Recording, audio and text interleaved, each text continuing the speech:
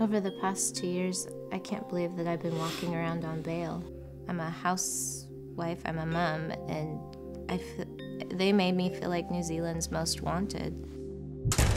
Jack and Jenny found themselves facing 18 charges of abuse. I walked in and sat down and heard the charges being read and thought, gosh, who's this monster and this wee piece of fluff? He's married and got knocked up so they can avoid some sort of jail term. That monster was a loving dad of 4 kids. My oldest child, my son, I got custody of him when he was about 4.5 years old.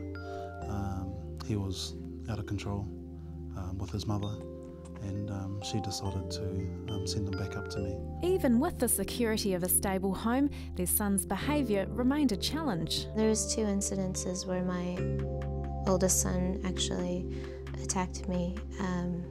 There was once when I was pregnant with the one who's 2.5-year-old now. He was watching MTV, which wasn't allowed in the household because of its graphic nature. And I had asked him several times to turn it off, and he refused. And so I stood in front of the TV and turned it off. And he walked up to me and punched me. He punched me in the stomach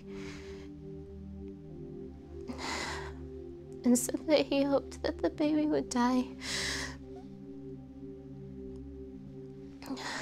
And the other time, he ended up pushing me over, kicking and hitting and punching me. My wife called me and told me what had happened, and I heard that he was at the school. And what he was doing at the pools, where we live not far, he would see me, he'd jump out the other side, and we were playing cat and mouse. We got him, me and one of my friends, and we got him back to our house, and he was really angry. And when we got inside, he said to me that, give me a knife, I want to kill myself, and I want to kill everyone. I'm going to stab you guys, I'm going to stab my daughter, I'm going to stab everyone. And it was really, really, it was scary. I could hardly move because he had beaten me so bad that the swelling and the bruising was instant, and I couldn't even walk. A few hours went by, we were trying to calm him down, it was late at night. Took him into the bedroom, and he was still saying these threats. And I didn't know whether he was going to do it, I didn't know whether he would, but I was tired. And his father awoke with a start and found him in the kitchen, and in the kitchen is where things like knives are kept, and he was just terrified. Took the child back to his room and sat him down and put the tie around his neck, saying, what am I to do? What am I to do? Now he obviously saw that that was just really inappropriate and altered the behaviour immediately. He was desperate. I just thought to myself, this is so wrong. I shouldn't be doing this. And I took it off really quick. What can you do for this child? You can't lock him in a room to stop him harming himself and others, because that would be cruel. You can't smack them on the bum and tie them to their bed, because that would be cruel. You can't secure them somewhere and hold on to them physically, because that would be cruel. What do you do? And I said to him, why did you do this?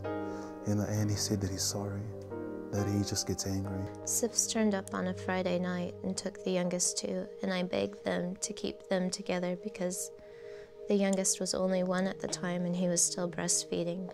And never once did they tell me that I could have gone with them. For parents who have never experienced this before, it's a very emotional period of time. And I remember my daughter, just crying, save me, Daddy, save me, Daddy. And I said that I'm going to come and get you. That memory, still sticks, I still see it. Seeing a little baby put into the back of a police car. The children were removed by SIFs 20 months before the case even made it to court. I was charged as an accessory to kidnapping because I was in the room when my husband tried to protect our son from harming himself as well as the rest of us. I was charged with cruelty to a child, assault on a child, neglect of a child, charges like putting soap in his mouth, excessive chores, excessive time out. I was charged as an accessory to giving our son a number 2 haircut. It was decided that he would have a haircut because he was trying to grow it into a mohawk, because that's what they thought was cool at school, and it was gang affiliated. The Crown would have us believe that the child had been dragged by his significant mohawk that he was proud of, and forced by his monster of a father to endure this dreadful army haircut against his will, and then sent off to school crying and hysterical to be made an example of. But the principal, who was actually a Crown witness of the school, told us that the haircut was actually quite nice and he looked very neat and tidy. The problem was they only listened to one side of the story. They didn't go to the children's teachers or the doctors or family friends. There was nothing to show that they were abused children. We were always taught that it's innocent until proven guilty. But in this case, I think the police and SIFs just immediately got on a bandwagon. It seemed that they were using a law that was to stop violent parents hurting their children, to stop good parents disciplining their children and teaching them honesty and integrity and to be a good citizen. The SIF's lawyer told the judge in a judicial conference that if I was to divorce my husband and go back to America, that all charges against me would be dropped, and that I could take our infant son with me to America. But why should I leave my husband? After 4 weeks almost in court, and goodness knows how much money that was involved, we found them completely acquitted on all 15 charges after a discussion time that would have been 25 minutes.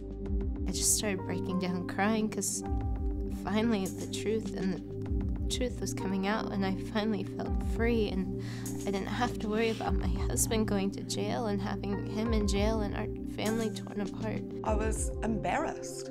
I was so embarrassed to be in New Zealand with this poor wee girl that's fallen in love and married her man and is starting a family, ends up in what should be the happiest time of her life being tortured.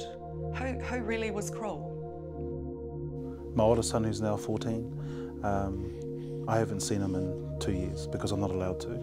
I've asked, and they keep saying that I'm not allowed to. I've put applications in, have a supervised visit, they have a phone call with the policeman on the other end, and they still say that I'm not allowed to. You know, we still only see our daughter for 1 hour a week. It's 2 years. I still don't have custody of the youngest. I'm only a day-to-day care provider, and recently SIFs has said that they want to have full custody of her son. And that scares me.